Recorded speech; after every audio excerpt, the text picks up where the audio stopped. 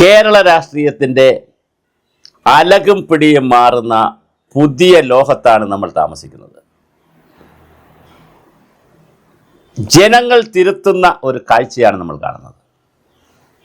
ജനങ്ങൾ ഭരണമാറ്റമല്ല മാത്രമല്ല കൊണ്ടുവരുന്നത്, രാഷ്ട്രീയത്തിൽ ആരു നേതാക്കളാകണം, ആര് മുഖ്യമന്ത്രിയാകണമെന്ന് പോലും ജനങ്ങൾ തീരുമാനിക്കുന്നു. സാധാരണയായി ഇവിടെ മുഖ്യമന്ത്രിയായി വരുന്നത് MLA മാർ മത്സരിക്കും, MLA മാർക്ക് വേണ്ടിയുള്ള പോസ്റ്റിൽ മത്സരിക്കും, അവർ ജയിക്കും.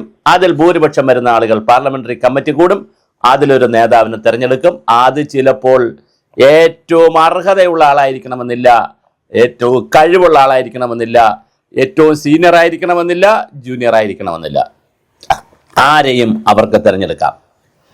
102 MLA മാർ ജയിച്ചതാണ് UDF. അപ്പം 102-ൽ ഏറ്റവും ജൂനിയറായി ജയിച്ചിട്ടുള്ള യൂത്ത് കോൺഗ്രസിന്റെ സംസ്ഥാന പ്രസിഡന്റ്, ഇപ്പോൾ മന്ത്രിയായിട്ടുള്ള OG ജനീഷിനെ വേണമെങ്കിലും തീരുമാനിക്കാം മുഖ്യമന്ത്രി. അതാണ് പാർലമെന്ററി സിസ്റ്റം. ഇപ്പൊ വിജയ് എത്ര ചെറിയ പ്രായത്തിലാണ് മുഖ്യമന്ത്രിയായത്. ഇപ്പോൾ പ്രായം ബന്ധമല്ല, സീനിയോറിറ്റി, എക്സ്പീരിയൻസ് ഒന്നുമില്ല, MLA ആവുക. എന്നാൽ കേരളത്തിൽ VS അച്യുതാനന്ദനെ മത്സരിപ്പിക്കാതിരുന്നപ്പോൾ കേരളത്തിൽ വലിയ തോതിലാണ് VS-നെ സ്നേഹിക്കുന്ന CPM-കാരും ചിലപ്പോൾ VS-ന്റെ ഗ്രൂപ്പുകാരും കാണും. എന്നാൽ പൊതുസമൂഹത്തിലെ നിരവധി ആളുകൾ, സാംസ്കാരിക നായകർ, സാമൂഹ്യ പ്രവർത്തകരൊക്കെ വലിയ അഭിപ്രായം പറഞ്ഞ് VS-നെ അവസാനം മുഖ്യമന്ത്രി ആകേണ്ടി തന്നെ വന്നു. സ്ഥാനാർത്ഥിത്വം കിട്ടി, മുഖ്യമന്ത്രി ആക്കേണ്ടി വന്നു പാർട്ടിക്ക്. അതുപോലൊരു സാമൂഹ്യ അന്തരീക്ഷം, ഒരു സാംസ്കാരിക അന്തരീക്ഷം കേരളത്തിൽ ഉണ്ടായി. ഇന്നലെ മോഹൻലാൽ പറഞ്ഞതുപോലെ കേരളത്തിലെ സാധാരണ ജനങ്ങൾ VD സതീശൻ മുഖ്യമന്ത്രി ആകണം എന്ന് പറഞ്ഞു. ജെന്നിസെഡുകാർ പറഞ്ഞു. ഡൽഹിയിൽ അവർ അതിനുവേണ്ടി പ്രകടനങ്ങൾ നടത്തി. കേരളത്തിൽ വലിയ തോതിൽ പ്രകടനങ്ങൾ നടത്തി. പിന്നെ KPCC AICC ഒക്കെ വടിയെടുത്തപ്പോഴാണ് കുറച്ചൊന്ന് ഒതുങ്ങിയത്. അല്ലെങ്കിൽ വലിയ പ്രകടനമാണ് നടന്നത്. സാംസ്കാരിക നായകന്മാർ, കാരശ്ശേരിയെ പോലുള്ളവർ, കൽപ്പറ്റ നാരായണനെ പോലുള്ളവർ, CR നീലകണ്ഠനെ പോലെയുള്ളവർ, ജയശങ്കറിനെ പോലെയുള്ളവർ, അഡ്വക്കേറ്റ് ജയശങ്കറിനെ പോലെയുള്ളവർ, വലിയ സാമൂഹ്യ നായകരും സാംസ്കാരിക രംഗത്തൊക്കെ പ്രവർത്തിക്കുന്നവരും ആക്ടിവിസ്റ്റുകളും എല്ലാം ഒരേ സ്വരത്തിൽ VD സതീശന് വേണ്ടി രാഷ്ട്രീയത്തിനതീതമായി രംഗത്ത് വരുന്ന കണ്ടു.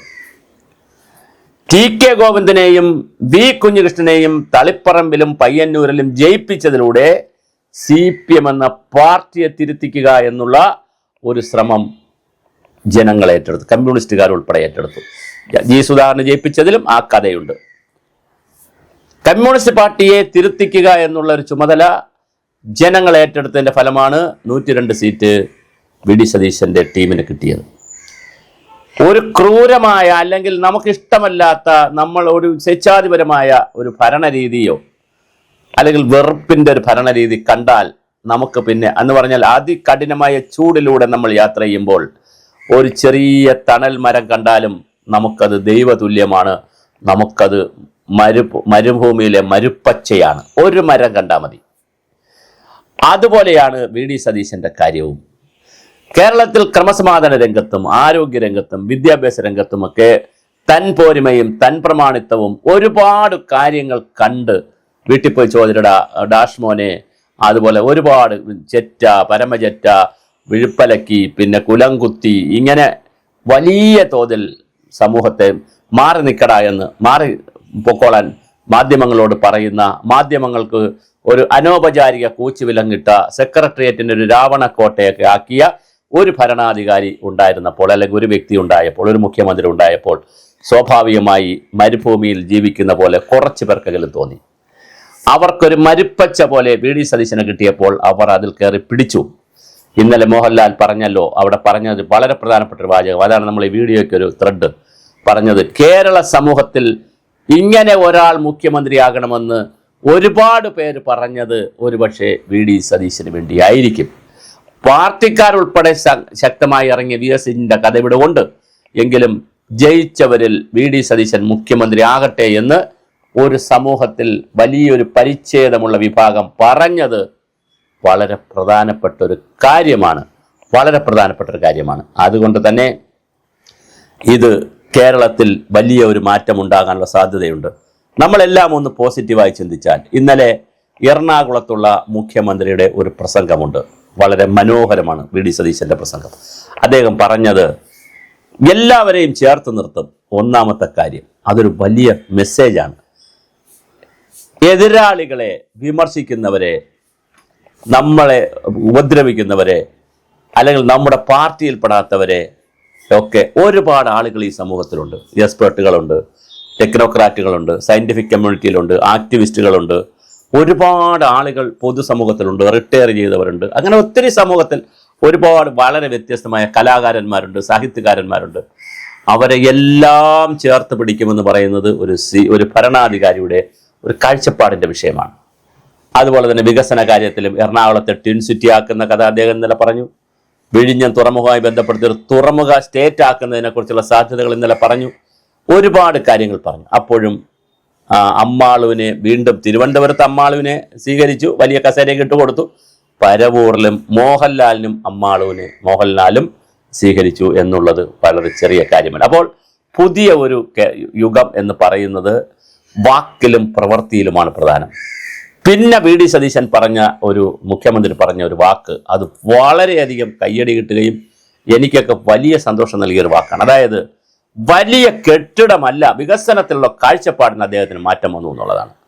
വലിയൊരു കെട്ടിടം വരുന്നതോ വലിയൊരു റോഡ് വരുന്നതോ അല്ല വികസനം എന്ന് അദ്ദേഹം പറഞ്ഞതൊരു വലിയ കാഴ്ചപ്പാടാണ്. കാരണം നമുക്കറിയാം, കേരളത്തിൽ 1.5 കോടിയിലധികം 1.25 കോടി വീടുകളുണ്ട്. അതിൽ വലിയൊരു ശതമാനം വീടുകളിലും പ്രായമായവർ ഒറ്റയ്ക്ക് കഴിയുന്നുണ്ട്. ബഹുനില മന്ദിരത്തിൽ, വർണ്ണാഭമായ വീട്ടിൽ പാല് കാച്ചിയതിനു ശേഷം ഒറ്റയ്ക്ക് കഴിയുന്ന അച്ഛൻ്റെയും അമ്മയുടെയും, അല്ലെങ്കിൽ വിധവകളായി, അല്ലെങ്കിൽ വിഭാര്യനായി ഒറ്റയ്ക്ക് കഴിയുന്നവരും, രോഗാതുരിതമായി അകത്ത് കഴിയുന്നവരും, സുരക്ഷിതമല്ലാതെ കഴിയുന്ന സ്ത്രീകളും സുരക്ഷിതമല്ലാതെ കഴിയുന്ന കുട്ടികളും ഒക്കെ ഉള്ള ഒരു സമൂഹത്തിൽ കെട്ടിടം വെച്ചിട്ട് എന്ത് കാര്യം, റോഡുണ്ടായിട്ട് എന്ത് കാര്യം എന്നുള്ള ചോദ്യം വളരെ പ്രധാനമാണ്. അതുകൊണ്ട് തന്നെ പുതിയൊരു കേരളത്തെക്കുറിച്ചാണ് അദ്ദേഹം പറയുന്നത്. ഈ പറയുന്ന വാക്കുകളും പ്രവർത്തികളും എല്ലാം പുതിയതായി വന്നാൽ കേരളത്തിന് വലിയ മാറ്റമുണ്ടാകും. ഇവിടെ ശുദ്ധവായുവും ശുദ്ധവെള്ളവും നല്ല ഭക്ഷണവും നല്ല സുരക്ഷിതത്വവും നല്ല ആരോഗ്യവും നല്ല ജീവിത സാഹചര്യവും നല്ല പരിസ്ഥിതിയും നല്ല കാലാവസ്ഥയൊക്കെ ഉണ്ടാക്കി കൊടുക്കാൻ കഴിയുന്ന ഒരു ആനന്ദ കേരളം സൃഷ്ടിക്കാൻ കഴിയുമോ എന്നുള്ളതാണ് ഈ ഗവൺമെന്റിന്റെ മുന്നിലുള്ള വെല്ലുവിളി. എളുപ്പമല്ല വഴി. പണ്ട് ഈ പല ആളുകളും പറയുന്ന പോലെ മലയാളി അങ്ങനെ അങ്ങ് നന്നാവൂല, കുറച്ച് പ്രയാസമുണ്ട് നന്നാവാൻ, പക്ഷെ നന്നായേ പറ്റൂ. പോസിറ്റീവായി കാര്യങ്ങളെ കാണുന്ന, കുറച്ചുകൂടി വ്യത്യസ്തമായി നമ്മൾ നിഷേധ രൂപത്തിൽ നിന്ന് മാറി കുറച്ചുകൂടി വ്യത്യസ്ത രൂപത്തിലേക്ക് മാറുന്ന പുതിയൊരു കാലത്തിലേക്ക് പോകണം. കാര്യം ന്യൂജനെ സംബന്ധിച്ചിടത്തോളം ഈ ജാതിയും മതവും വർഗീയതയും ന്യൂനപക്ഷ വർഗീയതയും ഈ പറയുന്ന കഥകളിലൊന്നും അവർക്കൊരു താല്പര്യവുമില്ല. അവരുടെ ജോലി, അവരുടെ വിദ്യാഭ്യാസം, അവരുടെ ജീവിത സൗകര്യങ്ങൾ ഒക്കെയാണ് പ്രധാനം. സീനിയർ സിറ്റിസൺ ആയാലും കുഞ്ഞുങ്ങളായാലും എല്ലാവരുടെയും ജീവിത സൗകര്യമാണ് വളരെ പ്രധാനം. അതിലേക്ക് നമ്മൾ മാറണം. അങ്ങനെ വരുമ്പോൾ നമ്മുടെ ജനങ്ങൾ കൃത്യമായി മുറവിളി കൂട്ടി ഒരാൾ മുഖ്യമന്ത്രി ആയി എന്നുള്ളത് പ്രധാനമാണ്. അദ്ദേഹത്തിൻ്റെ ആദ്യ ദിനങ്ങളിലെ വാക്കുകൾ അങ്ങനെ ജനങ്ങൾ ബഹളമുണ്ടാക്കിയതിന് അർത്ഥമുണ്ടായി എന്നുള്ള തോന്നലും ഉളവാക്കിയിട്ടുണ്ട്. ഈ ടെമ്പോ നിലനിർത്തുക എളുപ്പമല്ല, വലിയ പ്രയാസമാണ്. ബ്യൂറോക്രാറ്റിക് സിസ്റ്റത്തിൽ നമ്മുടെ ഡെമോക്രസിയുടെ ബ്യൂറോക്രാറ്റിക് സിസ്റ്റം വളരെ വലിയൊരു വെള്ളാനയാണ്, വളരെ വലിയ ഒരു രാവണൻ കോട്ടയാണ്. അതിനകത്ത് രാവണനായി വാഴുമോ രാമനായി വാഴുമോ എന്നുള്ളത് നമുക്ക് കാത്തിരുന്ന് കാണാം.